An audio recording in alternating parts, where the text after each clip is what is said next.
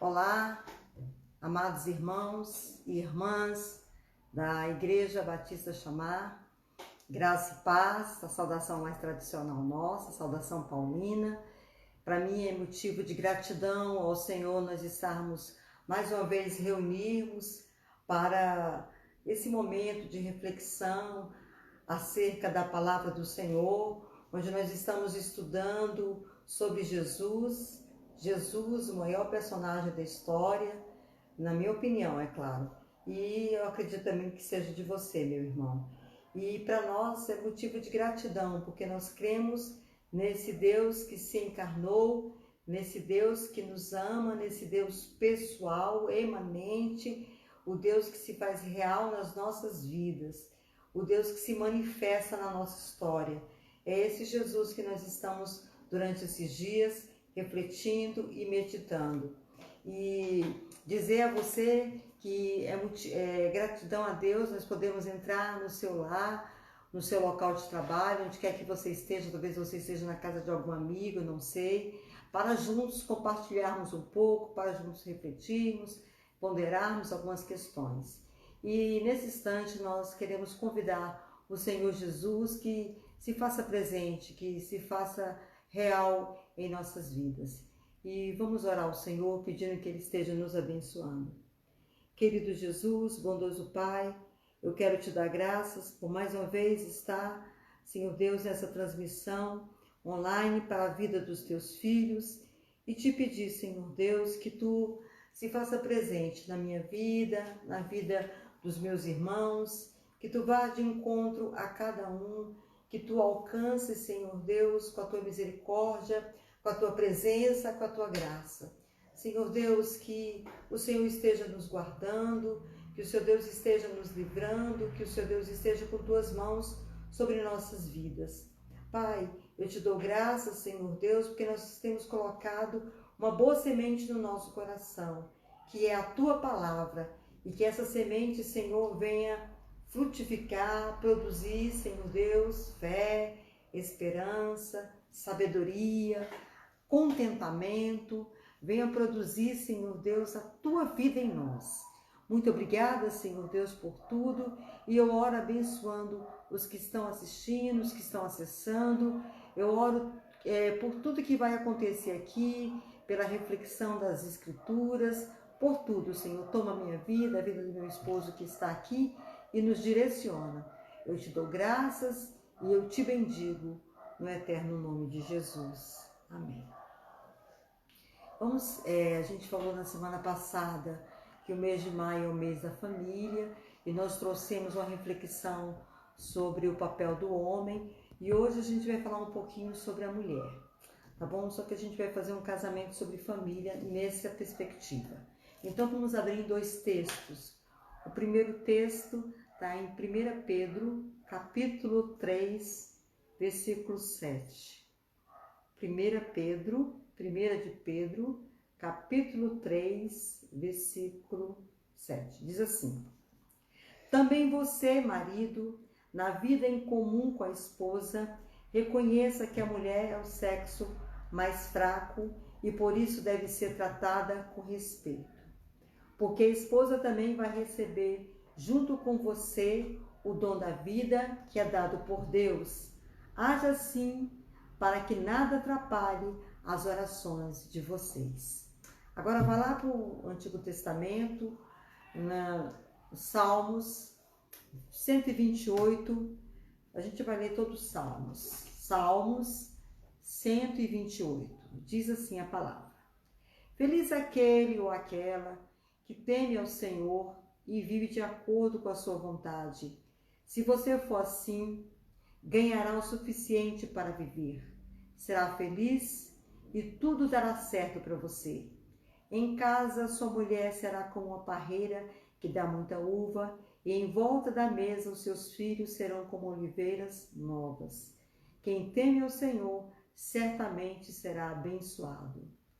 Que lá do Monte Sião o Senhor abençoe, que em todos os dias da sua vida você veja o progresso de Jerusalém, ou aqui no Brasil, ou no Recanto das Emas, e que você viva para ver os seus netos. Então, Viver para ver netos é a bênção da longevidade, de viver fartamente, e isso é um presente. O primeiro texto, a gente vai voltar lá em 1 Pedro, o primeiro texto que nós lemos, que é do apóstolo Pedro. Como vocês sabem, Pedro era casado e ele, por ser casado, ele tinha esposa, então ele teve uma vivência matrimonial, ele teve uma convivência familiar. Então ele tinha, em função dessa experiência, condições de falar algumas coisas. E ele começa primeiro aconselhando o marido. 1 Pedro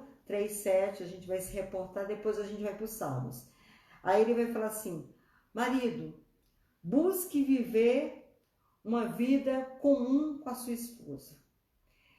E aí eu quero introduzir a seguinte questão: por que os casais têm tantos conflitos, crises, dificuldades, discussões? Porque os casais, eles não têm pontos comuns na vivência. A coisa que o casal devia mais ter seria pontos comuns. São pontos que unem aquele homem àquela mulher a viver nessa relação. O que acontece? O casal começa a ter, então, crises, conflitos, discussões, dificuldades. E a grande questão é como meu cônjuge, meu esposo, meu marido, ele interpreta o que eu digo para ele. Há uma confusão na comunicação, uma confusão no diálogo. E é exatamente isso que Pedro está dizendo. Você, marido, então vive uma vida comum com a sua esposa. E aí ele vai dizer: reconheça. E a vida comum do lar, ela é um desafio para os dois, seja para ele, seja para ela. É uma vida que exige de ambos uma certa resignação, uma certa abnegação, renúncia mesmo, vontade de viver, desejo de estar junto com essa pessoa. Não é só dizer que ama na hora que está na cama, ter intimidade, não. É dizer que ama na hora da dificuldade, na hora da incerteza financeira, na hora da enfermidade, na hora de um conflito com o filho dentro de casa. É esse momento que a gente prova de fato que a gente ama o nosso cônjuge. Então, Pedro está dizendo que o marido tem que reconhecer, perceber, ter o conhecimento acerca da forma da sua esposa agir. A sua esposa não pode ser, então, para você uma estranha. Não, ela é a pessoa que você escolheu viver. Portanto, você vai reconhecer o quê? E aí eu pensei algumas coisas. Pedro não diz, mas a gente pode pensar. Reconheça as suas debilidades, mas reconheça também as suas potencialidades. Veja as suas falhas, mas veja também as suas virtudes. Veja os pontos positivos, veja os pontos negativos. Não pode reconhecer só um lado, mas ver na relação o todo, o lado bom e o lado ruim. Não ficar apontando só para um lado ou para o outro lado, porque nós não vivemos um mar de ilusões e também não vivemos num mar de amarguras. A coisa tem que ter equilíbrio, a coisa tem que ter bom senso. Então Pedro fala assim: reconheça então a mulher com que você vive. E ele fala assim: porque a mulher é mais fraca, não é? Quando Pedro fala que a mulher é mais fraca, que a tradução usa esse termo, ele quer dizer, em termos emocionais, a mulher ela tem mais fragilidade, ela tem mais debilidade, porque a mulher menstrua, a mulher tem a questão dos hormônios e isso afeta muito o humor da mulher, isso afeta muito a forma dela se colocar dentro de casa. Veja, a mulher é uma situação complexa. Todo mês, quando a mulher está em idade fértil, ela menstrua, aí tem um período pré-menstrual, tem mulheres que tem o período pós também, que dá para a mulher um grande conflito chamado TPM, que dá crises, que dá dificuldades.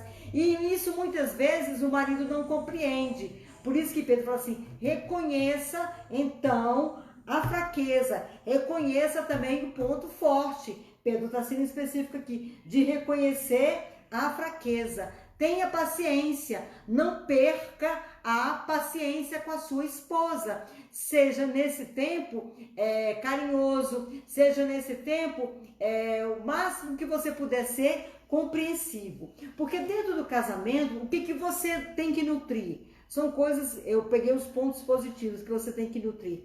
Amor, amizade, solidariedade, compreensão, colaboração e respeito.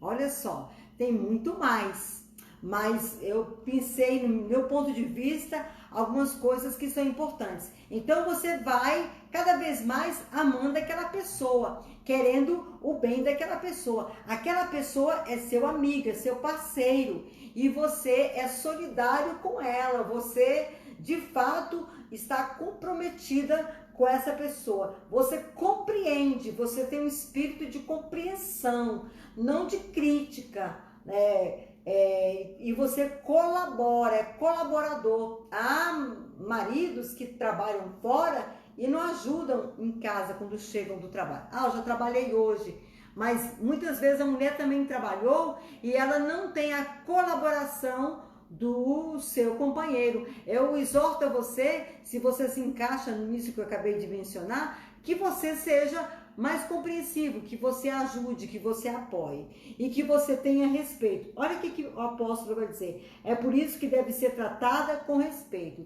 Pedro está falando que a mulher tem que ser tratada com todo o respeito, com todo o carinho que for possível. E de igual modo, quando fala de vida comum do lar, é tanto a tarefa de um como a tarefa de outro. Então, o respeito mútuo é o respeito de um para com o outro e assim por diante. E é interessante que, na medida que a gente vai convivendo com a pessoa, o que acontece? Aquela pessoa vai ficando parecida com a gente, vai conhecendo as nossas manias e etc. E aí, olha a parte final do capítulo, versículo 7 do capítulo 3 de 1 Pedro. Haja assim para que não atrapalhe as orações de você. Vida conjugal é também vida espiritual. É vida espiritual. Porque a gente não se relaciona só com o corpo da pessoa ou com as emoções, mas também com a parte espiritual da pessoa. O casal, ele ora junto, ele compartilha dores junto, eles têm, cada um tem o potencial e a debilidade. Então o casal compartilha tudo. E aí é importante que o casal entenda isso. Por isso que Pedro vai dizer, então vivam essa vida. É óbvio, a mulher exercendo o seu papel e o homem exercendo o seu papel, com todo respeito, desprendimento, com todo amor, com toda atenção que um deve tratar o outro. Volte agora lá para o Antigo Testamento. Nós já estamos terminando, porque a ideia é só uma reflexão rápida. Lá no Salmos 128. Salmos 128. Eu gosto muito desse salmo, ele é o salmo da família, ele é um salmo muito bonito, ok? Feliz aquele que tem meu Senhor e vive, que faz a sua vontade. Hoje em dia, viver é algo muito importante para nós, especialmente nesse tempo de perigo de você pegar um contágio desse coronavírus, Covid-19, não é algo simples. Então, assim, aí ele vai dizer, se você for assim, ganhará o suficiente para viver. Queridos, na casa do servo do Senhor, Deus vai dar sempre o suficiente. Deus sempre vai abençoar o servo do Senhor. Por quê? Ele tem em Deus a sua felicidade. Ele tem, versículo 1, ele tem em Deus a sua alegria. Deus é o fundamento maior da vida dele. Deus é a proteção maior dele. Por isso que ele vai começar: feliz aquele que teme a Deus. Meu irmão, minha irmã, se sua casa ela é constituída no temor do Senhor, você é bendito, é bem-aventurado, porque esse temor vai gerar em você a capacidade de você fazer a vontade de Deus. Irmãos, existe coisa mais bonita, não sei se vocês têm a avaliação que eu tenho, mas será que existe coisa mais bonita do que a gente viver com o marido da gente em paz? Será que existe coisa mais bonita do que um casal andando na rua de mãos dadas? Um chamando o outro de amor, de meu bem?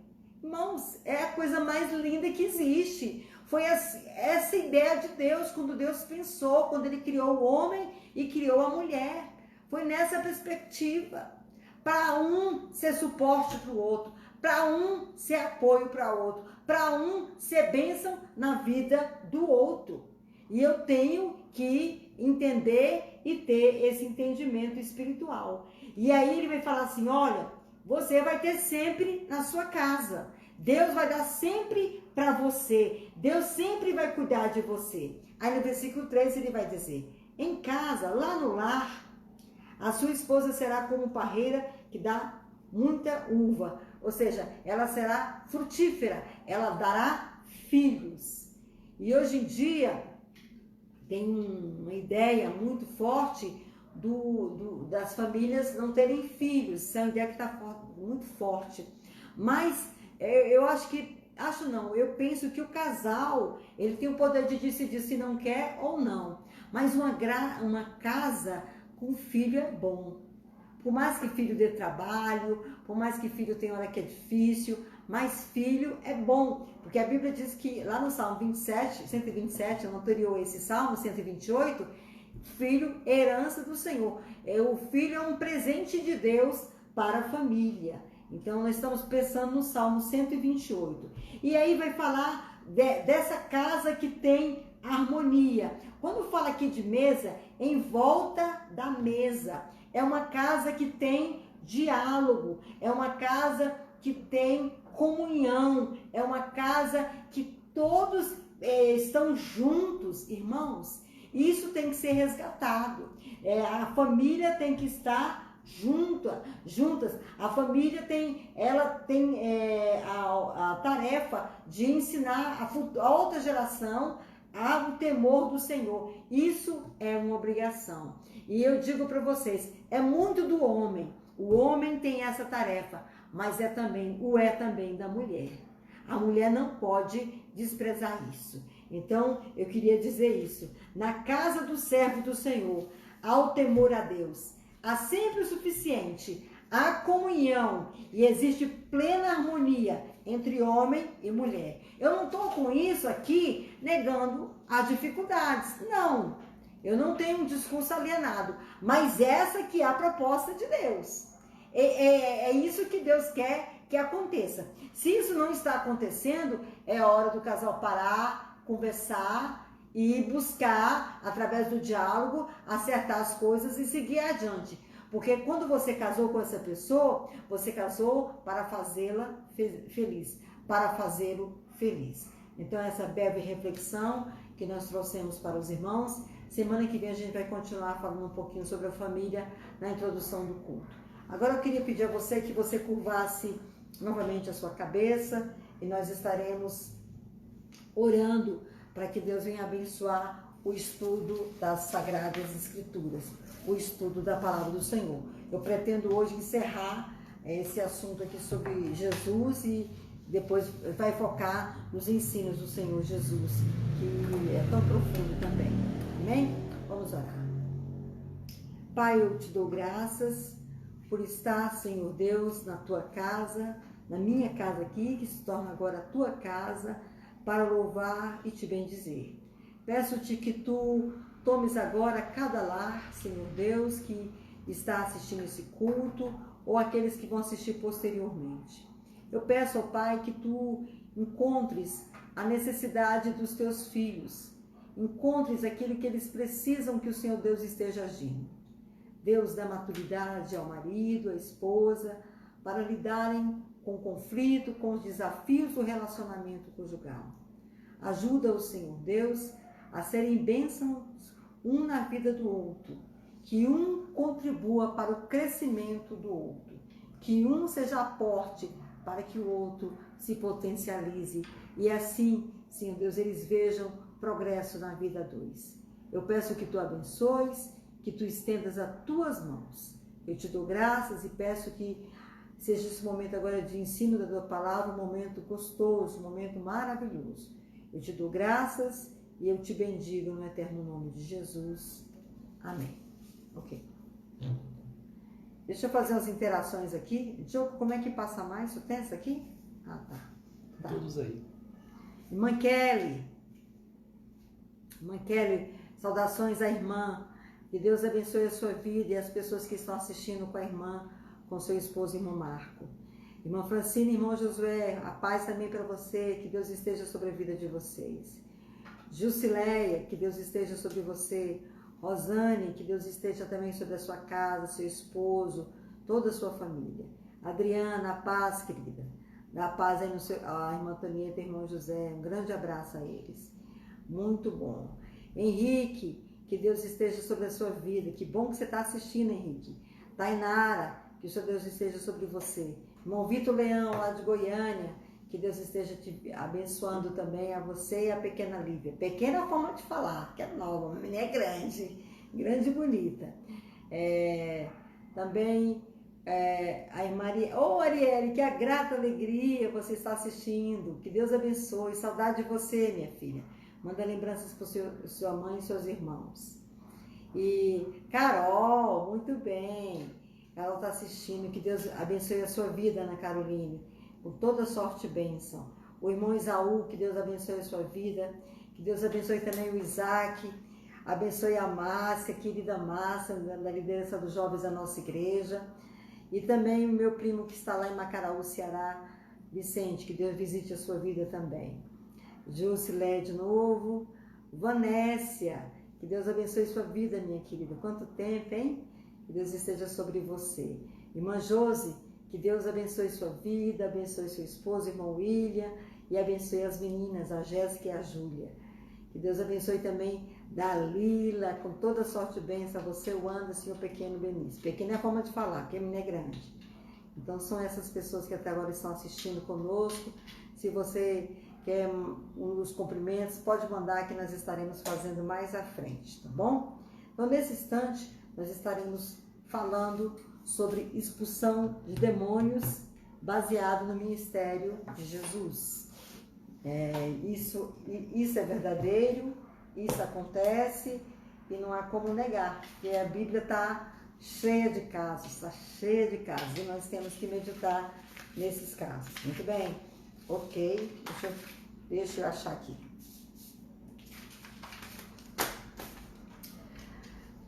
Ok, eu queria primeiro pegar 5 referências bíblicas que eu estava estudando agora à tarde, para nós pensarmos sobre os demônios. E a partir da seguinte premissa, a minha premissa é essa. A minha premissa é: demônios de fato existem. Isso é inegável. No ministério de Jesus aqui na Terra, Jesus ele foi por diversas vezes confrontado com demônios. E ele os repreendia e ele os expulsava. Então, primeira premissa: demônios existem. Eles são seres espirituais reais, eles estão sobre a terra, certo? São seres espirituais. Então, vamos pegar 5 referências agora. Primeira referência está em Efésios, carta de Paulo aos Efésios, capítulo 6, um texto muito conhecido, versículo 12. Diz assim: pois nós não estamos lutando contra seres humanos, mas contra as forças espirituais do mal que vivem nas alturas, isto é, os governos, as autoridades e os poderes que dominam completamente este mundo de escuridão. Então, olha só. Na outra versão que você tem, na linguagem atualizada, A nossa luta não é contra carne, contra sangue, mas contra os dominadores desse mundo tenebroso nos lugares celestiais. Esse que é o texto.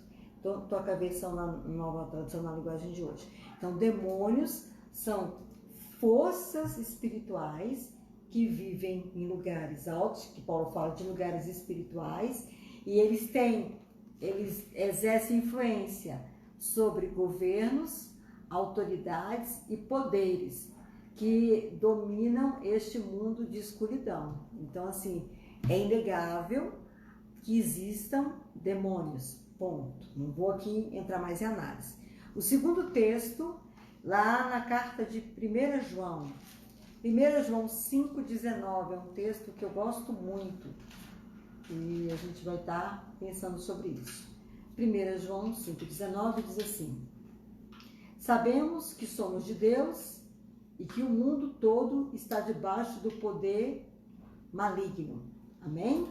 Sabemos que somos de Deus e que o mundo todo está debaixo do poder maligno. Noutra versão, eu vou pegar essa versão aqui. Noutra versão diz assim, a melhor.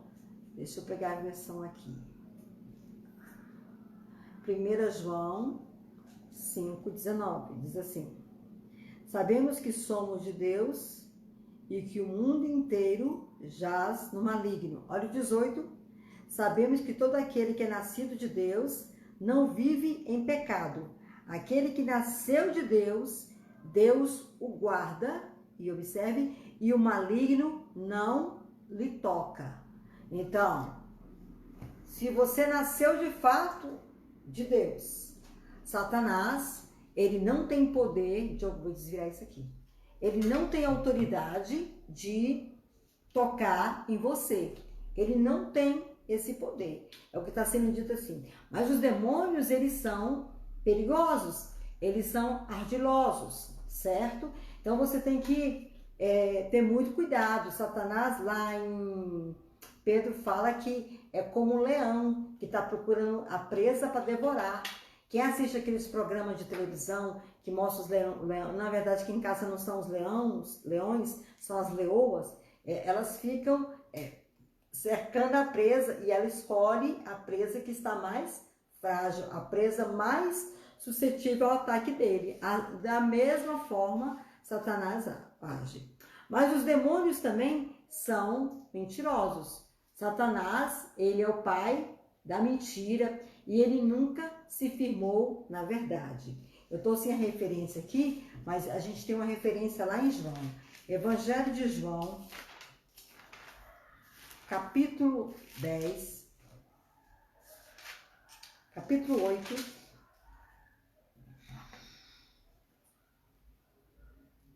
deixa eu ver se eu acho aqui.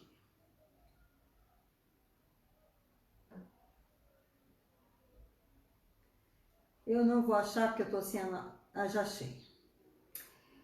João 8, 44, diz assim: vocês são filhos do diabo e querem fazer o pai de vocês quer. Desde a criação do mundo, ele foi assassino e nunca esteve do lado da verdade, porque nele não existe verdade. Quando o diabo mente, olha só, ele está apenas fazendo o que é costume, pois ele é mentiroso e o pai de todas as mentiras. Eu ensinei isso com meus filhos quando eles eram meninos, que eu pegava alguma coisa nessa direção contrária, eu falava assim: quem é o pai da mentira? Satanás, o diabo. Então, Satanás, ele é o pai da mentira. Como é que a gente poderia colocar isso hoje? É o pai das coisas estranhas, das mentiras que são postas aí. Eu não estou falando de fake de internet, é uma coisa mais profunda. É a negação de Deus, é a negação das verdades de Deus, é a negação do conhecimento de Deus, trocando a verdade de Deus por mentira, conforme diz o apóstolo Paulo. Então o negócio é bem mais complexo, bem mais sério. E é onde é que Satanás agiu muito? Ele agiu muito na cultura, nos sistemas humanos, né? Presente em toda a sociedade. O outro texto, vai lá para o Evangelho de Mateus, capítulo 25, observe. Mateus 25, versículo 41. Voltei para na linguagem de hoje, tá bom, meus irmãos? Mateus 25, 41, diz assim: pois ele dirá aos que estiverem à sua esquerda: afastem-se de mim, vocês que estão debaixo da maldição de Deus. Vão para o fogo eterno, preparado para o diabo e seus anjos. O diabo, então, está condenado. Ele está condenado. Ele optou por essa condenação. Os anjos caídos, que a gente chama de demônios, eles se manifestam, né, na história das pessoas. E aí o Senhor Jesus está dando uma palavra aqui, pois vai vir o dia do juízo final, onde o Senhor vai trazer uma palavra e ele vai colocar Satanás no lugar dele. E vai os anjos caídos e vão também aquelas pessoas que não quiseram nada com Deus, né? Infelizmente, essa é a triste realidade que nós temos que falar. Muito bem, o outro texto está em Marcos, evangelho que escreveu Marcos 1, versículo 27. Observe, evangelho de Marcos 1, 27, diz assim: todos ficaram espantados e diziam uns aos outros: que quer dizer isso? É um novo ensino dado com autoridade? Ele manda e até nos espíritos maus e eles obedecem? Olha só o poder que o Senhor Jesus tinha sobre os espíritos malignos, sobre os demônios. Veja o poder. Ele dava uma palavra, ele liberava uma ordem, Satanás se submetia, Satanás obedecia imediatamente. Por quê? Porque o Senhor tem todo o poder. Irmãos, um chefe de Estado, ele está revestido de poder. Por isso que ele tem muitos assessores. Ele tem que ter assessor especializado em saúde. Eu não falo do ministro da saúde, não. Ele tem o ministério, mas ele tem assessor dentro do gabinete presidencial dele, que ele conduz a nação, e especialistas para falar sobre os assuntos. Isso é poder, isso é autoridade. Por isso, quando uma autoridade fala alguma falácia, fala uma coisa sem sentido, ele não pode fazer isso, porque ele é orientado. Uns dias atrás, o presidente dos Estados Unidos, ele disse que tinham feito uma pesquisa e que podiam tomar desinfetante. Aí depois eu vi o repórter falando que era um absurdo aquilo, porque foi bem aquilo que o cientista disse para o presidente. E eu vi como que a cientista, que sempre acompanha o presidente Donald Trump na entrevista, sumindo de vergonha. Ele estava orientado, não foi ela que não orientou, que não alertou, não. Ele que não seguiu exatamente a orientação. Então, por que ele tem isso? Para explicar a questão ele tem autoridade, porque ele representa o povo, ele representa a nação, ele é o representante, ele está revestido dessa autoridade. E o Senhor Jesus, ele tinha essa autoridade sobre os espíritos malignos, sobre tudo, porque ele era o próprio Deus aqui, ele não representava Deus, ele era o próprio Deus, ele era o Filho de Deus, ele se fez carne, ele habitou entre nós, cheio de graça e de verdade, e vimos a sua glória como glória do unigênito do Pai. Seja dada a Jesus, no céu, na terra e no mar, a honra e a glória devida ao seu santo nome. Agora você vai abrir lá comigo em Marcos. Só segue aqui um pouquinho para frente. Evangelho de Marcos, capítulo 3, versículo 22 ao 30. Observe, só para falar um negócio aqui rápido.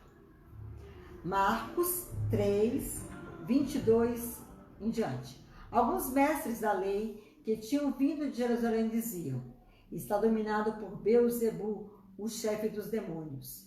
É Beelzebu que dá poder a este homem para expulsar demônios. Então Jesus chamou todos e começou a ensiná-los por meio de comparação, ou seja, de parábolas.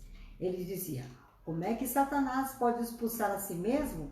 O país que se divide em grupos e que lutam entre si, certamente será destruído. Se uma família se divide e as pessoas que fazem parte dela começam a lutar entre si, ela será destruída. Se o reino de Satanás se dividir em grupos e estes grupos lutarem entre si, o reino não continuará a existir, mas será destruído. Ninguém pode entrar na casa de um homem forte e roubar os seus bens sem primeiro amarrá-lo. Somente assim essa pessoa poderá levar o que ele tem em casa. Eu afirmo a vocês que isso é verdade.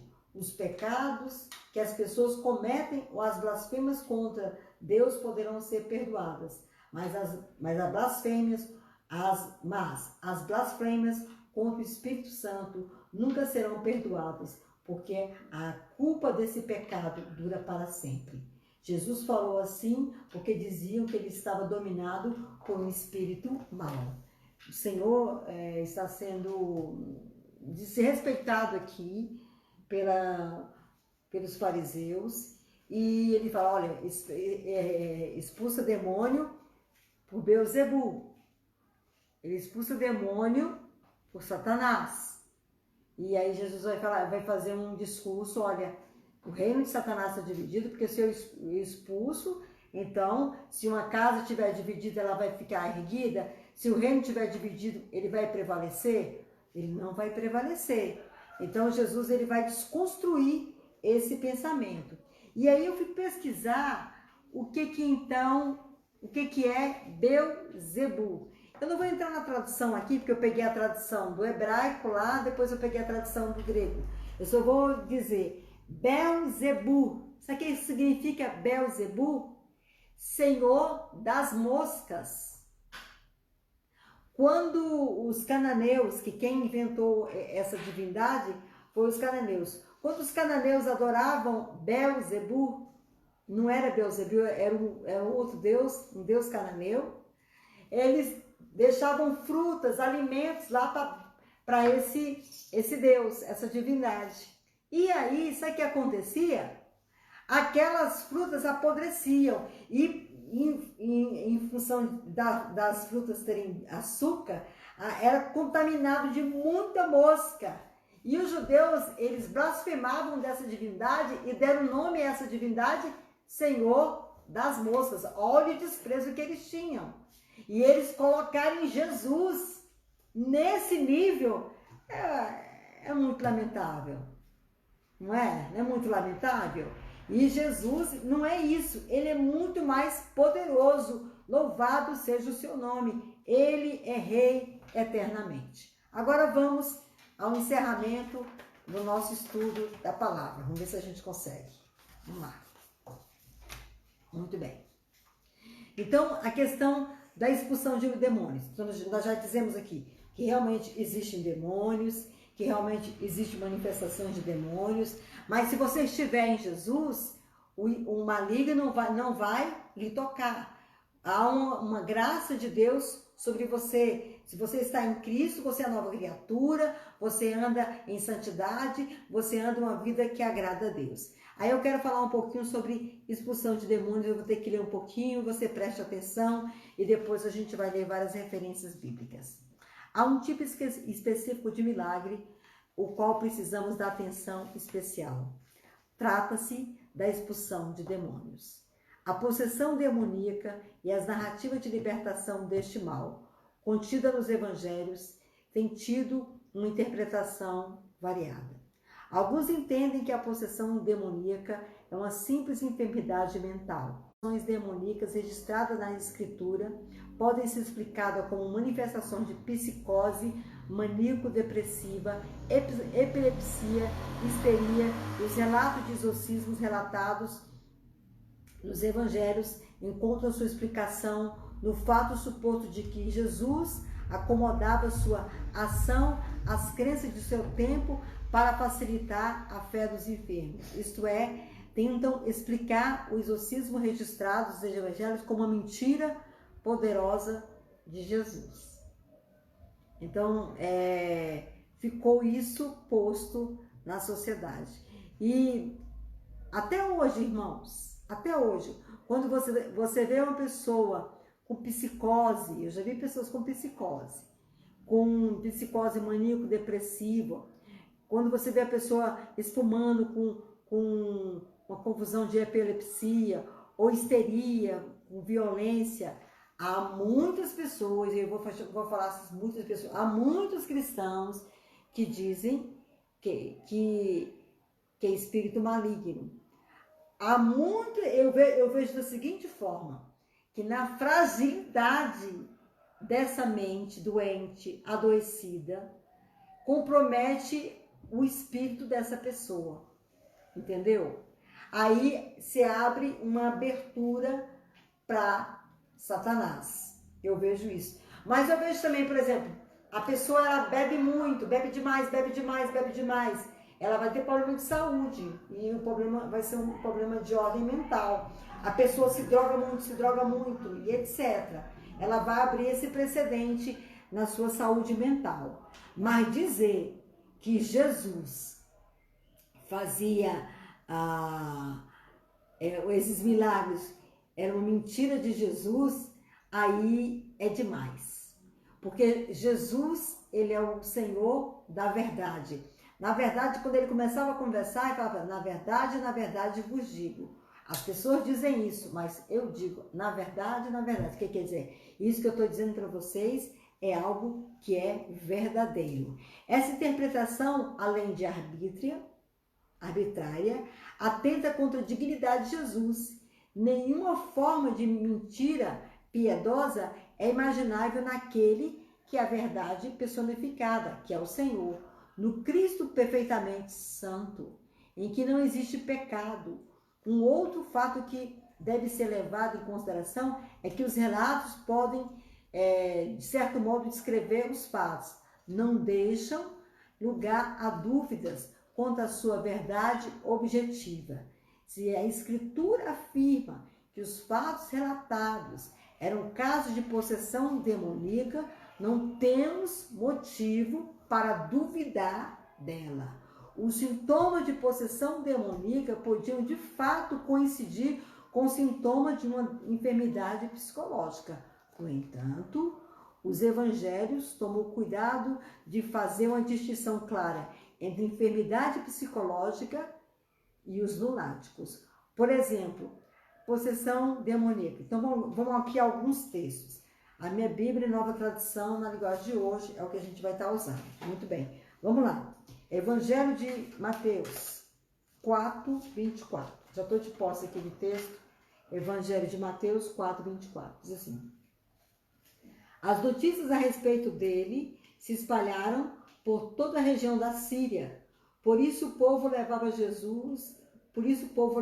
Jesus pessoas que sofriam de várias doenças, de todos os tipos de males, isto é, epiléticos, paralíticos e pessoas dominadas por demônio, e ele os curava. O verbo que cabia aqui, e ele, mas ele não curava só demônios, seria libertava. Mas esse verbo aqui é aplicado corretamente, não está errado não. Esse curava tinha a ver com libertar. Não só curava demônios, você falou Ah, errado. tá. Eu estou me corrigindo aqui. Não sei se eu fui clara. Se eu não fui clara, alguém depois pode me cobrar uma explicação melhor. Então, Jesus, ele tinha o poder, e tem o poder, ele deu à igreja. As pessoas iam a Jesus, olha só, todos os tipos de males. O texto não está dizendo quais são esses tipos, mas era você pensar situações difíceis. Mas tinham também epiléticos, tinham paralíticos e pessoas dominadas por demônios. E essas pessoas iam até Jesus e o Senhor libertava essas pessoas. E o Senhor curava essas pessoas. O Senhor exercia a sua autoridade sobre essas pessoas. O texto aqui não está dizendo como é que ele fazia, mas ele podia dar uma ordem, uma palavra, ele podia tocar, ele podia só olhar. Ou só o fato daquelas pessoas se chegarem perto de Jesus, já sentir algo de especial, algo de maravilhoso, e o demônio saía dali, porque as trevas não podem com a luz. Então é algo de nós estarmos aqui pensando, mas que existia, isso existia. Agora vamos de outro texto. Vá para frente para Marcos, Evangelho de Marcos, capítulo 1, versículo 32, que nós acabamos de ler. Evangelho de Marcos 1, 32. Olha só. À tarde, depois do pôr do sol, levaram até Jesus todos os doentes e pessoas que estavam dominadas por demônios, por espíritos malignos. Então, Jesus estava terminando o dia, aí devia estar exausto, cansado, e aí as pessoas levavam essas pessoas doentes e pessoas que estavam dominadas. Irmão, você já viu uma pessoa possessa? É algo terrível. Eu já tive experiências aqui. No início da nossa igreja aqui no Recanto, nós tivemos muitas experiências. Os irmãos mais antigos de igreja sabem o que eu estou falando. A pessoa, ela quebra tudo. Ela tem uma força excomunal. Tem pessoas que espumam, tem pessoas que batem a cabeça, tem pessoas que não dormem, tem pessoas que tiram as vestes, pessoas que falam palavrões, tem vários tipos de forma. Tem algo assim terrível, o olhar é estranho, é algo assim terrível. Satanás se apossando da psique, da mente da pessoa, e isso é algo terrível. Vou agora para Marcos 3, versículo 10 e 11. Observe. Olha como o Senhor é poderoso. Pois ele estava curando tanta gente que todos os doentes se juntavam em volta dele para tocá-lo. Ao 11. E as pessoas que tinham espíritos maus, ao verem Jesus nem dava a palavra. As pessoas que tinham espíritos maus, ao verem Jesus, caíam aos pés dele e gritavam: o Senhor é o Filho de Deus. Que coisa, hein? Olha a unção, o poder que estava sobre a vida do Senhor Jesus. Ele era o próprio poder de Deus. Louvado seja o nome do Senhor. Então Jesus nem deu uma ordem aqui. Só deles chegarem perto, eu falei anteriormente isso. Agora pega o texto. Mateus, volta. Mateus capítulo 4, versículo 24. 4:24, diz assim: as notícias a respeito dele se espalharam por toda a região da Síria. Por isso, o povo levava a Jesus pessoas que sofriam de várias doenças e de todos os tipos de males, isto é, epiléticos, paralíticos e pessoas dominadas por demônios, e ele curava todos. Interessante essa palavra de Mateus aqui. Todos eram abençoados, todos recebiam a libertação, recebiam a cura, todos recebiam a graça do Senhor naquele momento. Mateus capítulo 8, só passa as páginas adiante, versículo 16, observe. Mateus 8, 16, diz assim: depois do pôr do sol, o povo levou até Jesus muitas pessoas que estavam dominadas por demônios, e ele apenas com a palavra, olha só, Mateus está dizendo, Marcos não disse que bastava olhar, né? Só chegar perto já era curado, mas Mateus está dando uma outra informação, e apenas com uma palavra expulsava os espíritos maus e curava todas as pessoas que estavam doentes. Oh, maravilha, que coisa maravilhosa. Olha o 17, Jesus fez isso para cumprir o que o profeta Isaías tinha dito. Ele levou as nossas doenças e carregou as nossas enfermidades. Louvado seja o nome do Senhor. Então, irmãos, uma pessoa dominada por espírito maligno é aquele caso lá de Marcos capítulo 5, do jovem de Gadar. É terrível. A pessoa perde noção de realidade, perde noção de sociedade, que quer viver socialmente, viver em família. É algo assim tenebroso. Existe a opressão, que é Satanás lançando dados sobre a vida da pessoa, até que consegue avançar com a possessão. Mas esse texto aqui, todos os textos que eu estou mencionando, os evangelhos falam assim, essas pessoas estavam dominadas. O que é dominadas? Controladas. Elas eram completamente controladas por esses demônios. O texto não fala daquele menino que o demônio jogava no fogo, depois na água, e o menino ficava exausto, até ponto de querer matá-lo, porque a ideia de Satanás, Jesus disse que o diabo vem senão para matar, roubar e destruir. Então Satanás, ele quer destruir mesmo, ele quer dominar, e é um domínio terrível. Há pessoas que têm espírito maligno. A Bíblia não fala lá em Lucas 13, uma mulher que durante 18 anos, ela andou encurvada por um espírito maligno sobre ela. Está na Bíblia. O texto diz que está na Bíblia. Lucas narra esse evangelho. É importante essa história, porque quem narra é um médico, uma pessoa que tem uma certa clareza nas questões. Agora, vá lá para Lucas. Lucas capítulo 4. Evangelho de Lucas, onde estou em Marcos, capítulo 4, versículo 40 a 41. Observe.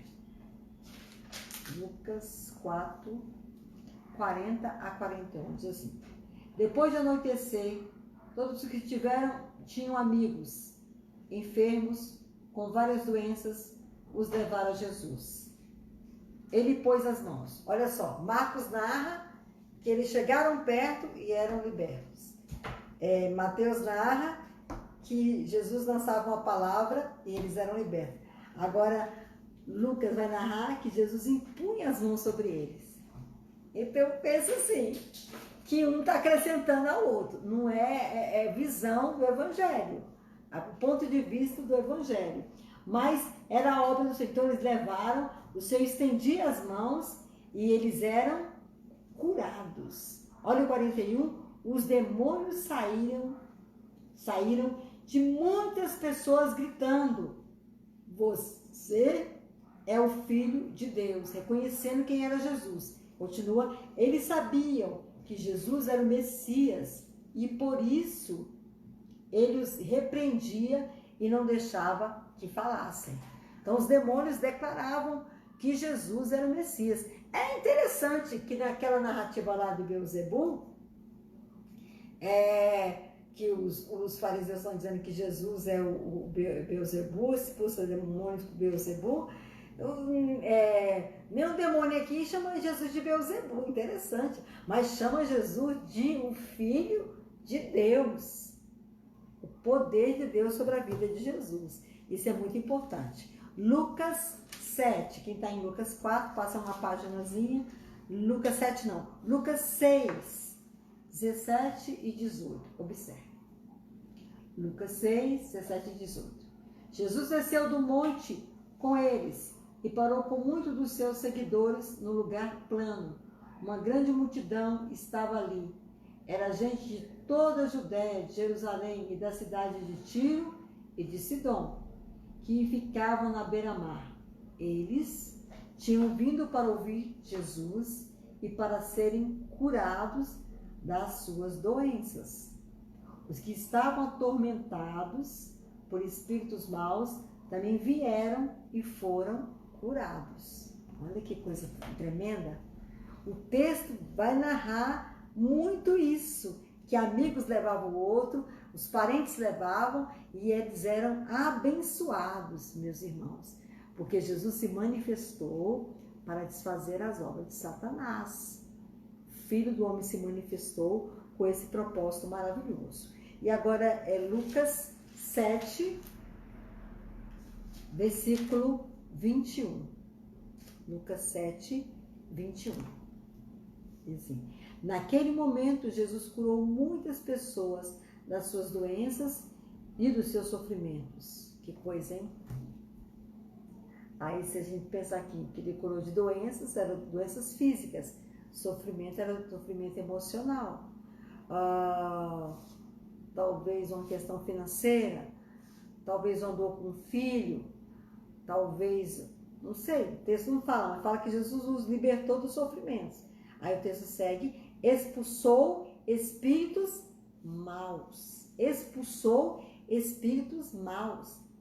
E também curou muitos cegos. Olha só que coisa maravilhosa aqui que Lucas está dizendo, que o Senhor, ele curou pessoas, ele libertou as pessoas também dos sofrimentos. Aí dá uma pregação, hein?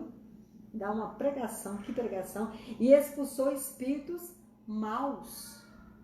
Ele olhava e via espíritos maus. Irmãos, e há espíritos mesmo que dominam as pessoas. Pessoal até da sua convivência.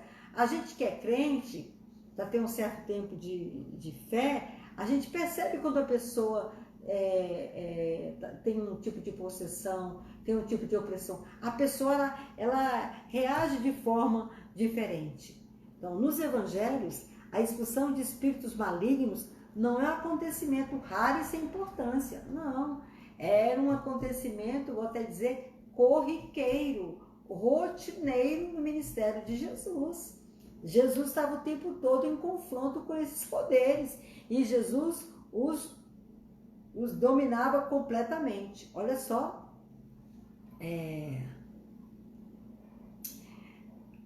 Pelo contrário, ele ocupa no ministério de Jesus um lugar profundamente significativo. A expulsão de demônios realizada por Jesus não tem nada em comum com as formas de exorcismo encontrada entre os judeus e pagãos, com suas benzeduras, encantamentos e artes mágicas. Mas nas expulsões de demônios realizadas por Jesus, não há nada disso. Basta, olha como Jesus fazia o milagre, basta sua palavra, cheia de autoridade, para que os demônios saiam e os endemoniados sejam restaurados à normalidade.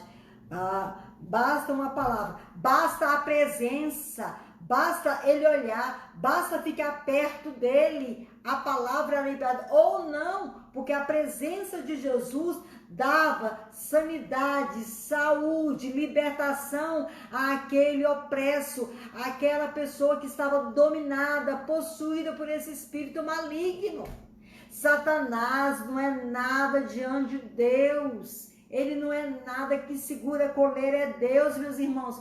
Guarde isso para o louvor da glória do nome do Senhor. Nos relatos bíblicos das expulsões, fica evidente a existência real de seres maléficos, invisíveis, mas presentes e ativos contra a humanidade, que são os demônios. São forças espirituais que Paulo fala lá em Efésios. São espíritos caídos, são demônios. Então, esses demônios, eles reconhecem Jesus como Santo de Deus, como Filho de Deus. E no devido tempo se curvarão vencidos à soberania do Rei dos Reis e Senhor dos Senhores. Aleluia. Filipenses 2:10 fala isso. Além disso, a expulsão de demônios era um sinal de que o reino dos céus havia começado a se manifestar com poder pelo Espírito de Deus, muito superior a Satanás e seus exércitos. A derrota total de Satanás e seus anjos havia se tornado realidade. Amém? Pega Lucas capítulo 10, você está no 7, vai para o 10, 17 e 18, quando Jesus envia os 70 ou 72 a missão. Olha o que Lucas vai narrar. Lucas 10, 17 e 18 diz assim: os 72 voltaram muito alegres e disseram a Jesus: até os demônios nos obedeciam quando pelo poder do nome do Senhor, ou seja, eles expulsavam os demônios pelo poder do nome de Jesus, nós mandávamos que saísse das pessoas. Jesus respondeu: de fato, vi Satanás cair do céu como um raio. Aleluia. Olha só, porque Jesus estava em oração, e ele viu, e Satanás, o fim dele é a queda, ele já é caído, ele é caído, guarde isso. Crente não tem que ter medo de demônio, crente não tem que ter medo de espírito maligno, crente não tem que ter medo de pessoas possessas, opressas, você não tem que ter medo dessas coisas. A graça de Deus é sobre você, a unção de Deus é sobre você, a autoridade de Deus é sobre você. Não tenha medo dessas coisas. Então, Jesus, ele agia com poder, porque ele venceu o príncipe deste mundo e ele está condenado. Pegue lá, Colossenses 2, as epístolas de Paulo. Colossenses 2, versículo 15. Só um minutinho. Colossenses 2,15, observe. E foi na cruz que Cristo se livrou do poder dos governos e das autoridades espiritual. Ele humilhou esses poderes publicamente, levando os prisioneiros no seu desfile de vitória. Eita, tremenda, hein? Na cruz, hein? Lá na cruz, Jesus destronou todo o poder, toda a autoridade. E quando ele ressuscita, isso é muito mais evidenciado. Aleluia! Por isso que quando ele ressuscita, que Maria quer tocar, não toque, porque ainda não subiu para o meu Pai. E Pedro narra que ele desceu. Pedro e Paulo narram. Efésios, capítulo 4, Paulo vai falar que ele desceu. E Pedro também vai falar que ele desceu. Aleluia! O que ele desceu? Onde, pastora? Desceu ao inferno. Aleluia! Desceu aos lugares escuros. Para anunciar a grande verdade, que de fato o Messias de Deus já tinha vindo. Assim, fica assegurada a libertação para todo aquele que crê em Jesus como seu único e suficiente Salvador. Fica assegurado a sua libertação. Vamos repetir o texto?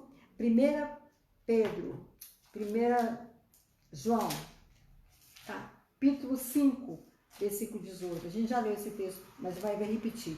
1 João 5,18 diz assim, sabemos que os filhos de Deus não continuam pecando, porque o Filho de Deus os guarda, e o maligno não pode lhes tocar. Aí eu quero fazer uma observação. Você recebeu Jesus. Você tem a graça de Deus sobre você. Você creu no Senhor Jesus de todo o seu coração. Você é salvo. Mas o Filho de Deus, a filha de Deus, não anda na prática do pecado. Guarda isso. O Filho de Deus não anda com mentira, com sensualidade, na prática do pecado, se prostituindo, bebendo, indo nas orgias. Não, o Filho de Deus não tem essa prática. Se ele abre a porta, o demônio entra. Está na palavra. Mas se ele vive uma vida com Deus, ele não abre legalidade para isso. Amém? Somente a interpretação que se encaixe no parâmetro dos dados bíblicos apresentados aqui se harmoniza com o testemunho dado pelos evangelistas e reflete o ensino bíblico sobre a soberania de Cristo sobre o diabo e seus anjos. Amém? Senhor Jesus, ele venceu Satanás.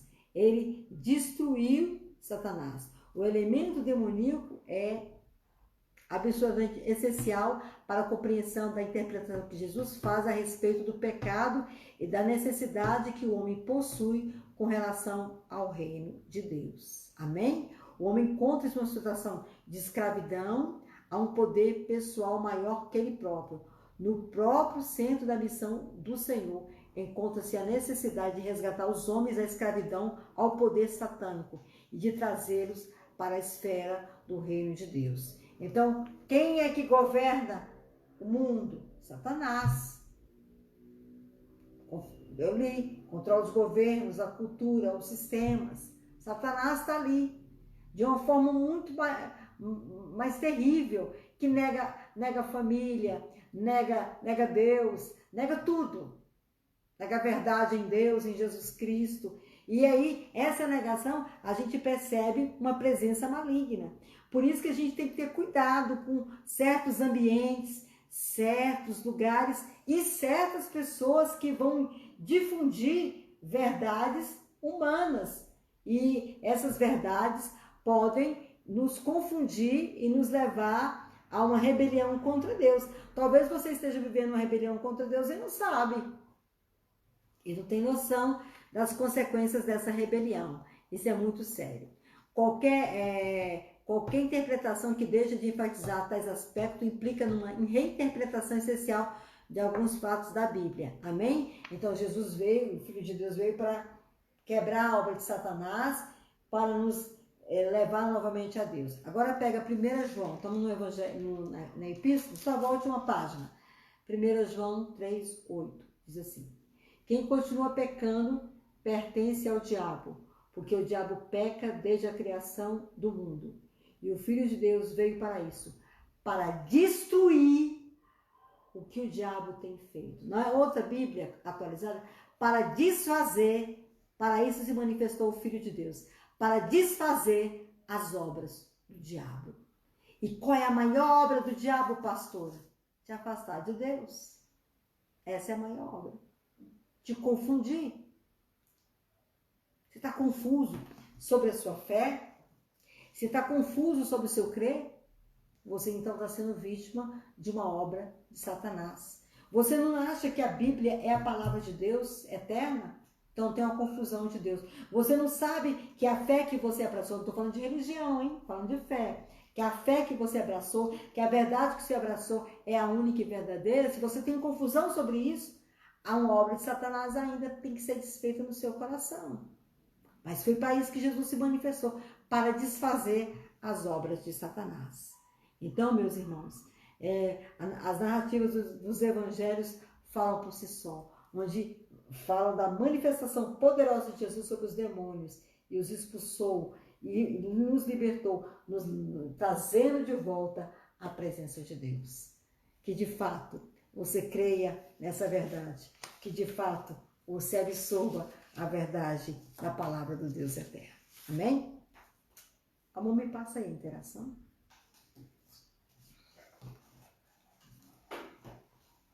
Deixa eu ver se eu vejo aqui.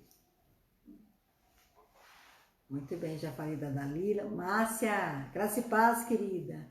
Obrigada por você estar conosco. Irmão Mauro e Josélia, obrigada também.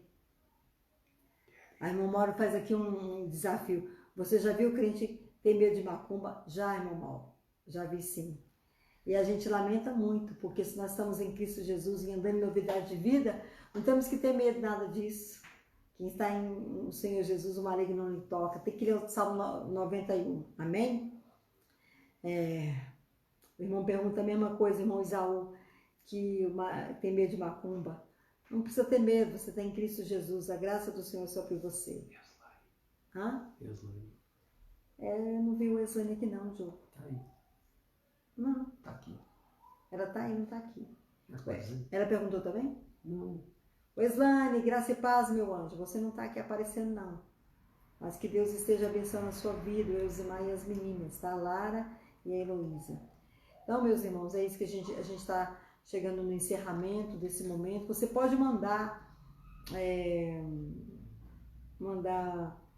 na interação perguntas, fazer alguma observação, e assim você pode. Olha, irmãos, crente que está em Cristo Jesus, ele está guardado pelo Senhor. Ele está protegido pelo sangue de Jesus. A graça do Senhor é sobre ele. Eu vou terminar contando um fato que aconteceu há muito tempo. Eu acho que eu era seminarista quando eu ouvi essa história. Eu fui muito impactada com essa história. Tinha uma serva do Senhor, ela era solteira. Aí todo dia quando ela ia dormir, ela falou: Senhor, me cobre com teu sangue, me guarda, me cobre com teu sangue. Toda vez que ela ia dormir, ela sempre fazia essa oração. Acho que fazia as orações dela e ela orava assim.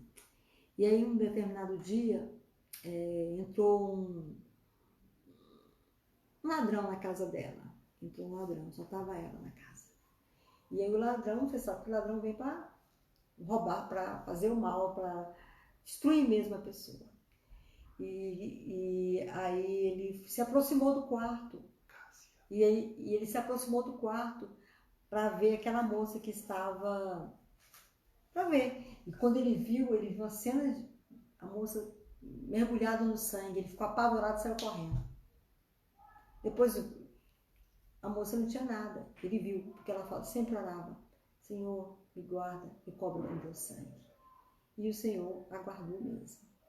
Ela é lavada no sangue do Senhor Jesus. Então, os salvos em Cristo Jesus, eles são lavados no sangue do Senhor Jesus. Você é protegido. Você agora tem comunhão com Deus. Você está em Jesus Cristo. Você abraçou a fé. Você abraçou o Senhor. E isso faz toda a diferença. o Senhor vai guardar você, o Senhor vai proteger você.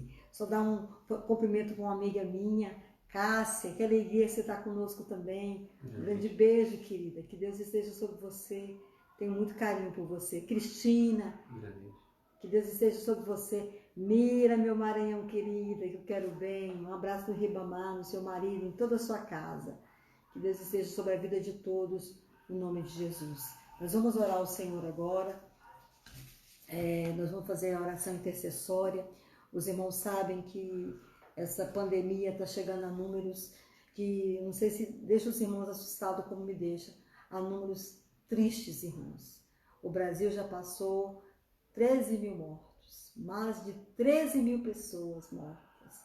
Meu marido chegou com a notícia que uma pessoa da convivência dele, lá na loja que ele compra peças para carro, porque os irmãos sabem que meu marido é mecânico, e o rapaz de 40 anos morreu de Covid-19. E o outro, que também vendedor nessa mesma loja, está muito grave.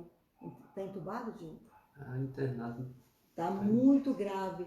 Irmãos, temos que pedir a Deus misericórdia, pedir a Deus por nós, pedir a Deus pelas pessoas, para Deus ter misericórdia. Então, nesse instante, eu queria convidar você para abaixar sua cabeça, sua fronte, e vamos agora orar ao Senhor. Vamos nos reunir na presença do Senhor e fazermos essa oração, pedindo a Deus que tenha compaixão, que tenha misericórdia. Nessa oração vamos incluir também o pai da irmã da Alessandra, o seu Francisco, que está na iminência de operar. A Dívida. O que a Dívida quer? Aí. Ah, não, depois eu falo, Diogo, porque aqui não aparece, Diogo. Uhum. Então, nós vamos, nesse instante, estar orando em favor dessa situação e a gente termina. Pai, nós queremos te pedir, Senhor Deus, no nome de Jesus, que tu vás de encontro, Senhor Deus, a todas as famílias, Senhor, essas mais de 13 mil pessoas que morreram, Senhor Deus, vítimas do Covid-19.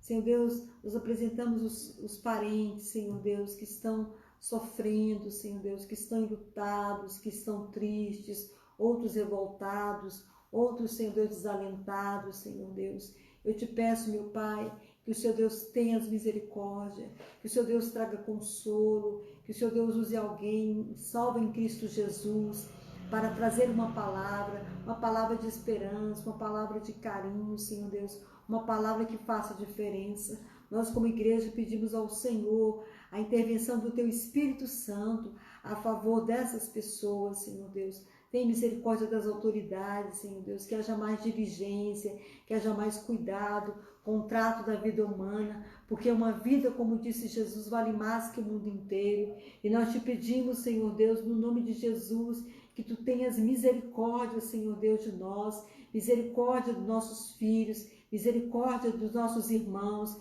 dos nossos vizinhos, misericórdia dos nossos parentes que não moram na mesma cidade que nós.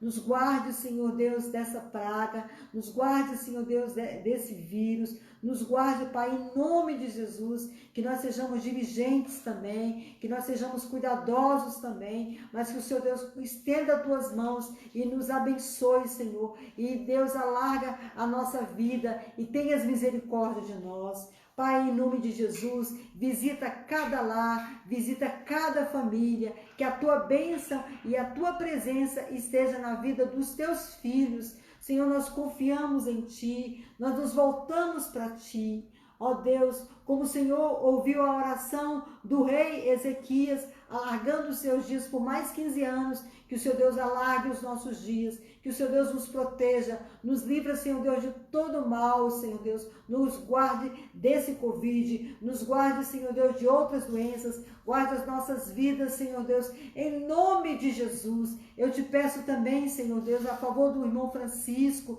que está na eminência de ser submetido à cirurgia. Deus, olha para ele, Senhor Deus, e tenhas misericórdia. Se é a tua vontade, que aconteça. Se não, Senhor Deus, tu sabes de tudo. Tu tens o controle de tudo. Tu és Deus, tu és Senhor.